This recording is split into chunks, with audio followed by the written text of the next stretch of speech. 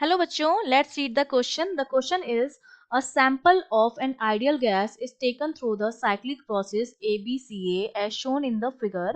The change in the internal energy of the gas along the path CA is minus 180 joule. The gas absorbs 250 joule of heat along the path AB and 60 joule along the path BC. ठीक है? The work done by the gas along the path ABCE. तो हमें क्या निकालना है, ABC path के along जो है वो वर्क डन निकालना है। तो देखिए इस क्वेश्चन को सॉल्व करने के लिए जो की कॉन्सेप्ट हमें पता होना चाहिए, सबसे पहली चीज तो हमें पता होनी चाहिए इस क्वेश्चन को सॉल्व करने के लिए फर्स्ट लॉ ऑफ थर्मोडायनेमिक्स। ठीक है, फर्स्ट लॉ ऑफ थर्मो जो हमसे क्या कहता है कि जितनी भी हीट हम सिस्टम को सप्लाई करते हैं, ये क्या है, डेल्टा क्यू है, heat supplied by the system या heat absorb by the system.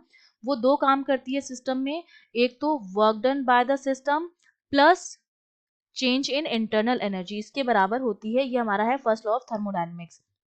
अब देखिए इस क्वेश्चन में जो जो हमें गिवन है, हमारे पास देखिए तीन प्रोसेस हैं, ए टू बी है।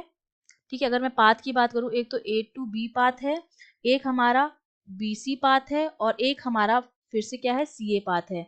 इन तीनों पाथ के लिए हमें क्या क्या चीजें गिवन है, एक तो हमारी इंटरनल एनर्जी हो जाती है, एक हमारा वर्क डन हो जाता है और एक हमारा डेल्टा क्यू हो जाता है। ठीक है, अब इसमें से क्या क्या गिवन है हमें, डेल्टा यू जो है वो हमें सी ए प्रोसेस के लिए गिवन है। ठीक है, इस प्रोसेस के लिए डेल्टा यू हमें गिवन है, जो हमें कितना दे रखा है, माइनस 180 जूल।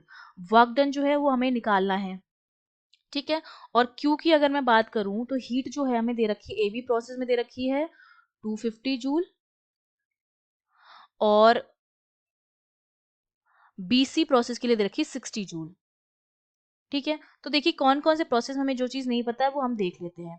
जब आप इस ग्राफ को देखेंगे तो देखिए मेरा जो ए बी प्रोसेस है इसमें प्रेशर कांस्टेंट है। तो ए बी प्रोसेस जो है मेरा वो कौन सा हो गया, प्रेशर कांस्टेंट है, तो ये हमारा हो गया आइसोबैरिक प्रोसेस। ठीक है, क्योंकि इसमें हमारा क्या है, प्रेशर कांस्टेंट है। और अगर मैं बीसी प्रोसेस की बात करूं तो बीसी प्रोसेस में देखिए आपका वॉल्यूम कांस्टेंट है, तो बीसी प्रोसेस मेरे लिए क्या हो गया, आइसोकोरिक प्रोसेस हो गया। ठीक है, क्यों, क्योंकि इसमें क्या है, वॉल्यूम जो है वो कांस्टेंट है। अगर वॉल्यूम कांस्टेंट है तो डेल्टा वी जीरो होगा, और डेल्टा वी अगर जीरो है तो जो मेरा जो वर्क डन होता है वो होता है पी डेल्टा वी, वो भी क्या होगा, जीरो होगा। तो मुझे ये पता चल गया कि बीसी प्रोसेस के लिए जो वर्क डन है वो आएगा जीरो हमारे पास। ठीक है, ये हमें वर्क डन पता चल गया है बीसी प्रोसेस के लिए। तो अब इस बीसी प्रोसेस के लिए मैं इंटरनल एनर्जी निकाल सकती हूँ बाय यूजिंग द लॉ। तो हमारा क्या होगा, बीसी प्रोसेस के लिए जो हीट होगी वो मेरी बराबर होगी work done in BC process plus delta U in BC process. तो डेल्टा यू जो आ जाएगा बीसी प्रोसेस के लिए वो हमारा कितना आ जाएगा, बीसी प्रोसेस के लिए हीट हमें गिवन है कितनी है, 60 जूल, और वर्क डन हमने निकाल लिया जीरो, तो ये किसके बराबर आ जाएगी, 60 जूल के बराबर आ जाएगी, क्योंकि बीसी प्रोसेस के लिए वर्क डन जीरो है और क्यू बीसी हमें गिवन है। तो हमने बीसी प्रोसेस के लिए इंटरनल एनर्जी भी निकाल दी है। अब हम जानते हैं कि मेरी जो इंटरनल एनर्जी होती है, ठीक है, डेल्टा यू जो होती है वो मेरी स्टेट फंक्शन होती है। ठीक है, ये हमारी क्या होती है, स्टेट फंक्शन होती है, जो केवल और केवल इनिशियल और फाइनल पॉइंट्स पर, फाइनल स्टेट पर डिपेंड करती है, पाथ पर डिपेंड नहीं करती है, नॉट डिपेंड ऑन पाथ। ठीक है, पाथ डिपेंड नहीं होती है। तो इसका मतलब इस पूरे प्रोसेस में मेरा ए से स्टार्ट हुआ, मतलब स्टार्ट हुआ और वापस से ए पर ही आ गया, तो इनिशियल और फाइनल स्टेट मेरी बराबर है। तो मेरा जो डेल्टा यू आ जाएगा इस पूरे साइक्लिक प्रोसेस के लिए वो क्या हो जाएगा, जीरो हो जाएगा इस पूरे साइक्लिक प्रोसेस के लिए। ठीक है, ये चीज आपको समझ में आ गई। अब अगर पूरे साइक्लिक प्रोसेस के लिए डेल्टा यू जीरो है तो पूरा जो साइक्लिक प्रोसेस है वो मैं लिख सकती हूँ कि जो मेरा delta U for A B process होगा plus delta U for B C process plus delta U for C A process वो जीरो के बराबर होगा। तो delta U U A B की वैल्यू मैं यहाँ से निकाल लूंगी, क्योंकि बी सी भी मुझे पता है 60 जूल के बराबर है और सी ए भी मुझे 180 जूल दे रखा है माइनस का, तो ये मेरा हो जाएगा माइनस का 60 और माइनस का 180। तो यहाँ से डेल्टा यू जो आ जाएगा ए बी प्रोसेस के लिए वो हमें मिल जाएगा 120 जूल। तो ये ए बी प्रोसेस के लिए मैंने क्या निकाल लिया है, डेल्टा यू भी निकाली। अब मुझे तीनों प्रोसेस के लिए डेल्टा यू की वैल्यू मिल गई है, 180 तो दिया था, बीसी के लिए निकाल लिया 60 जूल और इसके लिए 180 जूल, हो गया 60 जूल। और ये मेरे पास कितना आ गया, ये हमने कितना किया है, 120 जूल, 120 जूल। ठीक है, अब रही बात वर्क डन की।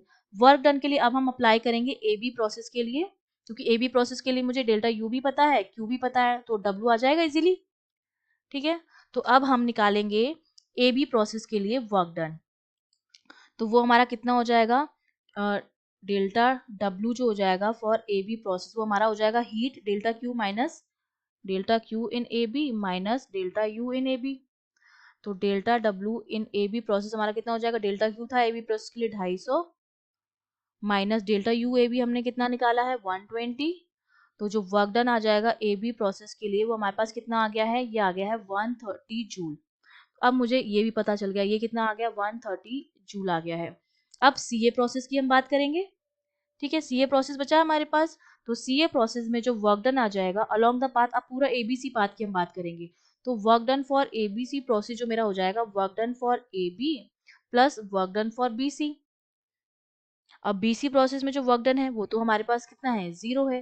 तो work done for ABC process जो आ जाएगा वो मेरा वर्क डन फॉर एबी के बराबर आ जाएगा, जो हमने अभी कैलकुलेट किया है 130 जूल। तो हमारा वर्क डन कितना आ गया एबीसी के लिए, वो आ गया 130 जूल। दैट मीन्स हमारा बी ऑप्शन जो जाएगा वो करेक्ट हो जाएगा। I hope you understood well. All the best.